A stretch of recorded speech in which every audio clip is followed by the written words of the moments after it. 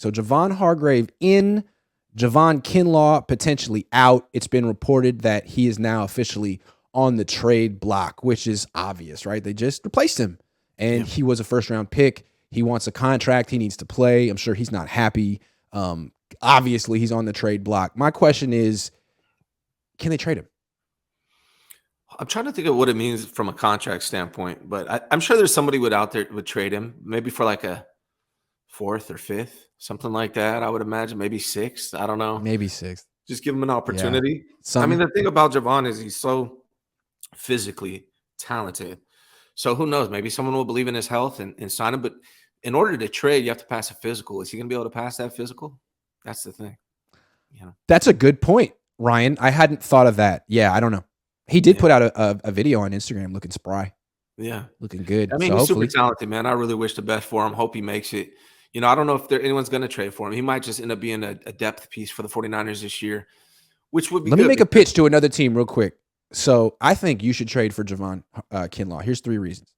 1, he was a first-round pick. 2, his value couldn't be any lower. And 3, the Niners have a terrible history and reputation rehabilitating players.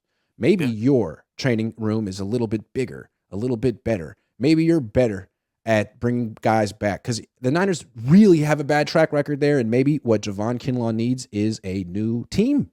Yeah. And you could get him for nothing, and he does have a lot of potential. So I actually think a team trading for Javon Kinlaw would be smart, because I don't know, the Niners just cut him if no one trades for him? I mean, why would you cut him? Yeah.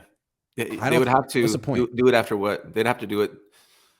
What was that? It was like $5 million if they own $5 million. If they cut him after June 1st, they only have to pay him $2.5 million. So they still have to pay him either way, even if they cut him. But it would be $2.5 million. That's the thing. He is like technically kind of expensive because he was a first round pick for a backup.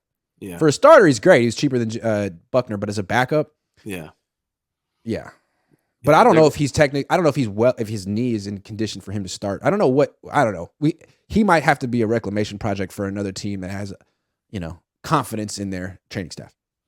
Yeah, I hope he can do it. He seems like he just really wants to be successful, and he needs it. He wants that second contract.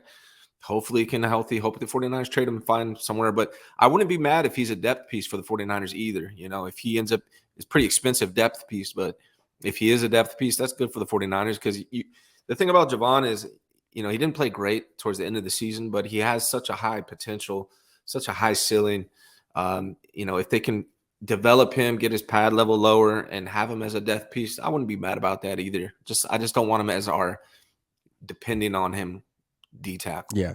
Also, he wasn't healthy at the end of the year. Like they just put him on the field because he was running out of time and they wanted to salvage something. I understand. And he wants to play. He's not like one of these guys, if he's not 100%, he doesn't want to play, which I respect. Yeah. But if he could just be healthy for an extended period of time, he could develop and become an excellent player. But so far, his knee won't let that happen. It's a shame. Yeah, and we talk about his pad level, and I think that also might have something to do with his knees. If you think about it, like if your knee's hurting, it's harder to get low in that position that you need to be in. So that could be part of the reason why everyone looks at him and he stands straight up and rushes. Maybe that's part of it. I just think it's interesting that, a few years ago, the Niners were telling us that it wasn't smart to pay Buckner, and you can't have 2 guys. You got to choose between him and Armstead. And now all of a sudden it's like, actually, we were wrong. We were wrong to trade Buckner. We were wrong to draft Kinlaw. Let's just sign Javon Hargrave, admit our mistake, and put together a dominant D-line again. Like, what's more important? Yeah. Pretending we weren't wrong or having a dominant D-line? God love him. Yeah. It took them 3 years, but they did it. Yeah, it's a good sign for the 49ers, honestly, because, they're not typically one to back down from their decisions. They don't really like to admit that they're wrong about things, and this is admitting you're wrong.